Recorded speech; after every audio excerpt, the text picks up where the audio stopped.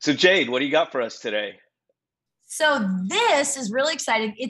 Right now it is still a secret project coming to Wynwood. I can tell you that much, and it's going to be Airbnb friendly, no rental restrictions. It has not even been announced yet, so it's going to be announced. It's supposed to be announced today, but it got pushed back because they're going back and forth on a couple of design things. So it should be announced within the next week.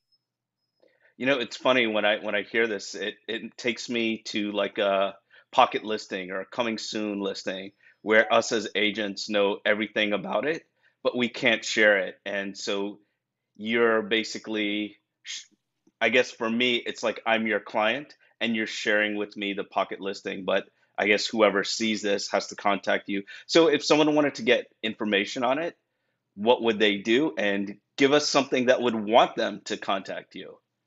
Yeah. So, let me just pull up my info I have on. Okay. So it's you could definitely Instagram me. We'll give you that info at the end. But a little bit about the building, right? It is in without giving away what it is, because I'm not really even supposed to tell anything yet. It is right in the middle of Wynwood, in the heart of Wynwood. It's an amazing location. I actually ran there 2 nights ago to see it myself because I wanted to see how it was located within Wynwood. Because sometimes they say Wynwood, but it's like in the back end, and it's not. No, this is like right in the middle. So for Airbnb, for short-term rental, it's prime location. It's only 8 stories. They're going to start building this year, and it's going to be done in 2024. So it's going to be pretty quick because it's not a huge building. Um, it is 329 units. They come fully furnished, which is obviously like the new thing, right? We see a lot of these Yeah. buildings coming fully furnished now. So you have 3 different types of units. You have studios, you have 1 bedrooms, and you have 2 bedrooms. Um, right now, obviously this is going to change, right? So right now we're like when the reserve pricing comes out, this is what it's going to be. And obviously it increases as time goes on, as more units sell. So it's always good to lock them down sooner. The So when studio, you, I'm going to interrupt you a second. So as you're t telling me about this, I'm getting ideas in my head. So you said it's 8 stories and there's yep, 329 units. So roughly like 40 or whatever amount of units per floor. Is that yeah, yep, so? When I think about that, it seems like it's a decent size, like that the area that'll take up, right? yeah. Or am The I if wrong? you yeah, if you eventually when the everything's released and I can say what building it is and the area, um, may or may not be on 27th Street. The actual plot of land is huge. Okay. So I would imagine I haven't seen renderings of the building. There are none released yet, but it's going to be really large. The actual footprint of the building, not vertically, because it's only 8 stories, which allows them to build fast. But it will be a pretty big building. The plot of land is big. Nice. And when I think about that in the heart of Wynwood, I think about like just walking, the walkability of it, going to food trucks, going to get amazing food. Just like if you, I know like a lot of people are gonna like Airbnb it or do short-term rentals, but it would also be an amazing place to like take a few weeks out of the year and just hang out there if you own it, right? Yeah, absolutely. I mean, it's right across from a really good Mexican restaurant called Bacan. So if someone wants to go and try to figure out where the plot of land is, hint, hint, hint, it's right there. I mean, it's you just go out the front door and you're in everything, which is really cool. And Wynwood doesn't have like in proper Wynwood that many, nice buildings and things like that. So this will be like places to stay. It has all the stores. So this will be a really good addition, I think, to the area. Yeah, and for those of the people that are watching this that don't know Wynwood, for me, I'll share my opinion on it, and then I guess you could share it from a younger perspective. So, like when I was younger, when I went to high school in the 80s, late 80s, Coconut Grove was like the cool place to go to over, Friday night, Saturday night, Sunday night. As things happened and we progressed in time, it was like Brickell eventually became super popular, and then I think Wynwood is even more popular. It's Wynwood and Midtown. Is that correct or? Yeah, so Wynwood was actually just starting when I came to Miami. So when I went to University of Miami, people were starting to go to this place called Wynwood, and I was like, "What?" And everyone kept saying the wrong name. No one could pronounce it because it was so new. And I went one day, and it was like, "Oh, there's just like these walls, and there's paintings everywhere, and it's very artsy." And now it's kind of a hub. I mean, Spotify has their headquarters there, their Latin American headquarters, and it's kind of just become this, it's really started to connect to Midtown and then Midtown to the design district. So it's kind of this whole area of just really kind of artsy, cool, um, you know, just a very different. I've never been to a place like Wynwood ever besides Wynwood, you know, So I wouldn't compare it yeah, to anything. it is totally different. You know, it's funny because when I grew up, I've lived in Miami since I was 4, and growing up, Wynwood, that was a tough area in the past. You know, it wasn't just like many parts of the country where you have these areas where if you haven't been in that area for like 20, 30 years, you're scared to go there, and then it's like, wow, I can't afford living there. You know, but Yeah. one of the cool things about this place, before I cut you off, is that the units are affordable. So can you get into the units or whatever you can share with Yeah, us? so there's going to be studios, 1 beds and 2 beds, right?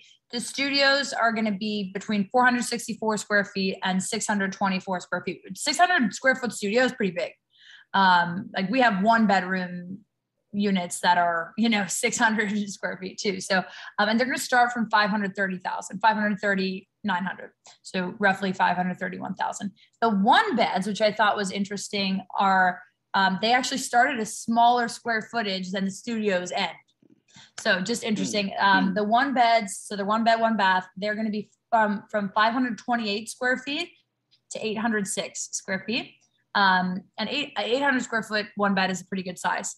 And that they're starting at 578, 900. I have no idea why all the developers always do the 900 thing. No Yeah. idea. It's probably like a good luck thing.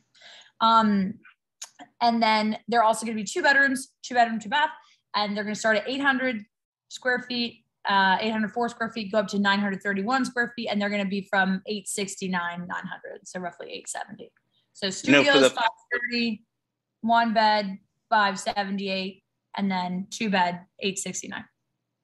yeah, those seem like great prices. So for those of you that don't know Wynwood, besides what Jade and I just shared about it, properties there are very expensive, typically, like the commercial stuff. And like you said, it's almost all commercial now, very, very Yep. little residential.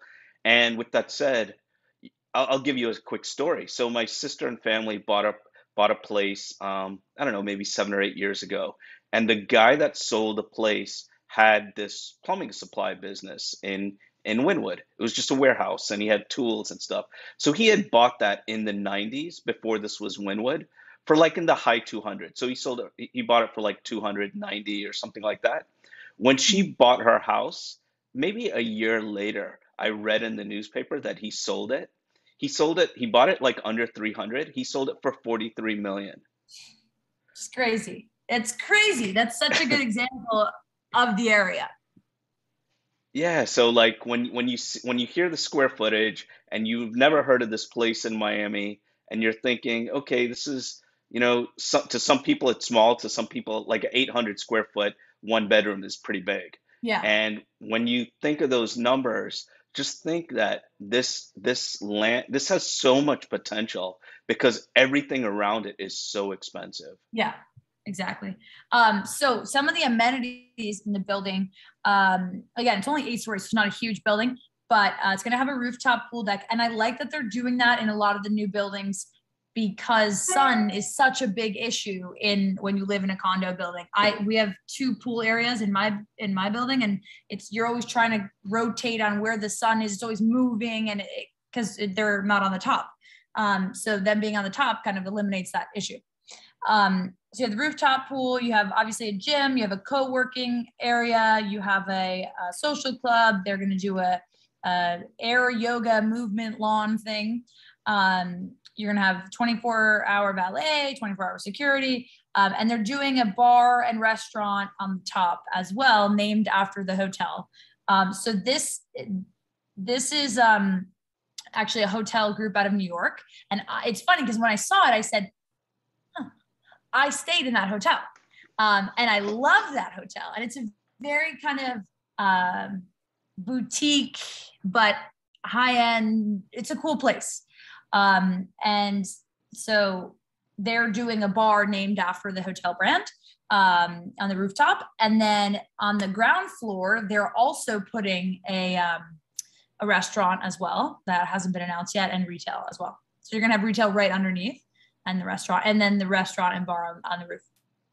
Wow, that sounds pretty cool. Who do you think is gonna be either renting there or living there um, once it's built? So, so I think that the people renting there, I mean, like people that would stay in an Airbnb there. Yeah, in that area. Like, if someone is buying this property, who would they expect their tenants to be? I think it's going to be more of like an artsy crowd. I know at Quadro for the units that we rent out, we get a lot of like during the festivals. I mean, during Ultra, obviously everything was booked, but there were all these festivals that I knew nothing about. These like music, kind of alternative music or things like that, that people come into town for, and they're usually in Wynwood or Design District area, and so they stay around that vicinity. I think it's going to be, people that are into an art scene, right? But more of like a street art than like a gallery kind of thing. Maybe singers, people creatives, right? Film producers, things like that. And then the person that buys it, I think, is going to be maybe someone who, not necessarily in that industry, but has an appreciation for it, and can see the potential of Wynwood. It has to be someone that understands Wynwood, because if you don't understand Wynwood, you're not going to understand the project. Yeah, we have the team and I have been working on this neighborhood guide.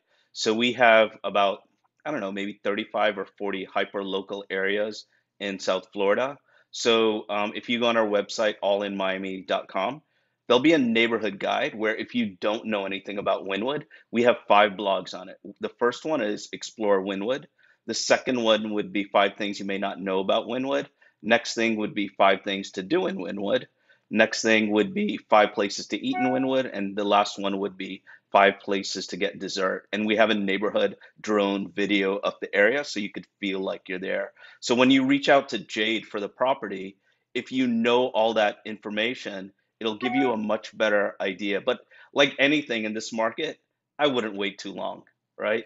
Yeah, I mean, you can't. You can. What I also like about, another last thing that I like about this our secret project here, is that they're doing 40% down instead of 50. So some of the the pre-construction that I've seen, like Smart Brickle or Lofty, they're requiring 50. And I just prefer it to be 40 because I think it's more attainable for people, right?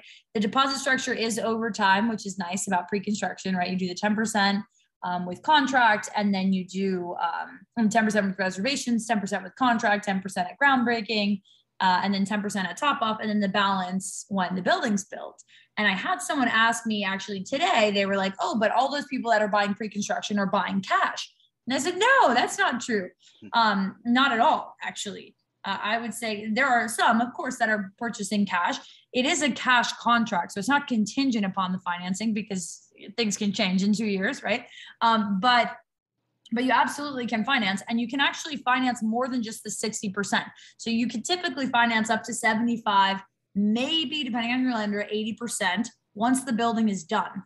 You do have to lay out that 40%, right? But that extra 20 or 15%, depending on how it's structured, can be added in at the end, and then you get the 20% back to you at closing. So it's like you're laying it out, but you're getting it back because you're folding that extra 20% into the building. Yeah, I'm glad you brought that up because it's probably easier to get a pre-construction property than if you're buying a resale because you're competing on resales, you're competing against so many cash buyers, and these cash buyers are waiving all their contingencies. There's no inspection, obviously, there's no appraisal and all that. And you're basically competing against people that are paying cash where the seller will take it over your financing. Yep. Whereas on a pre construction, I mean, if you have some money, I'm not a financial advisor, but even though Jade and I both have finance degrees, we're not, going to give this advice. But potentially, I mean, you can speak to your accountant or whoever. You can possibly take out money from your 401k. Maybe you can get an equity loan on the property that you have right now. I mean, there are a lot of different ways of getting that money. And It's also just more attainable, right? Because it's over time, it's 10%, 10%, 10%, 10%. And then, okay, you finance the rest or finance up to 80% or 75%, and you get that extra money back, right? As opposed to, okay, we're closing in a month and I need you to come up with 20% now. It's over time. So I think that also helps people. It helps it become a little bit more attainable. And what you said, Amit, about like the pre-construction versus resale right now, everyone, people call us every day, I want an Airbnb. I said, okay, do you want pre-construction or do you only want something that's built? And they say, well, I really want to start it now. And the problem with that is everyone wants that, right? Everyone is calling asking for the same thing. So I say, well, look, if you really can wait, I mean, you're going to make equity. It's easy, right? And you can still finance it. You just have to be okay with waiting a little bit. But you can get something, right? So you're not competing against 30 other people for the same unit, because once that unit is reserved, they take it off the list. It's gone, right? They don't keep it there waiting for other people to put in a higher bid. No, it's just that is what it is. And you take it and you write the contract and boom, it's off. So I it's think, like you're getting engaged before you're getting married. yeah, You set the engagement date, and then you're waiting a year to however long it is on these pre-construction projects, and you're waiting for that. The good thing that some of you guys don't know is in South Florida, in Miami, with these buildings, after 40 years, they do a major inspection. And a lot of times there's a lot of money that gets charged where there's a special assessment and these other things. When you get a new property, you're besides getting new construction, you're getting new technology, you're getting so many better things about the building. Also, your insurance is less when it's new construction because of the technology and stuff. And it'll be longer for you to have to do that 40-year inspection. So, I mean, there are a million different reasons why, new construction is better. And like Jade said as well, you're building equity. It's so cool to reserve something and then see the next person pay $50,000 more than you before you even moved in, you yeah, know? yep. And a lot of people, because it's kind of what happened with Quadro, right? So I remember I was also saying this to someone today. Initially, my client didn't want to buy something pre-construction, and I said, look, like, you're getting a deal, trust me. And now, I mean, holy cow, like the prices that are, like, he got his for, let's just call it 400, because it was a little less, but 400,000, right? And it was a 1 bedroom, and there's a studio selling at 600. I mean, because why? Because he waited, and he waited 2 years, but he And had the you you patience. you flipped it, right? That buyer for No, actually, Quadro. this is another guy. Okay. but So um, cool. but for another client, yes, he bought it mid fours and sold it high fives. And he cashed out. So people do that. It's nice to have the option. But look, if you can wait, and then you'll have the newest thing in Miami, Yeah. right?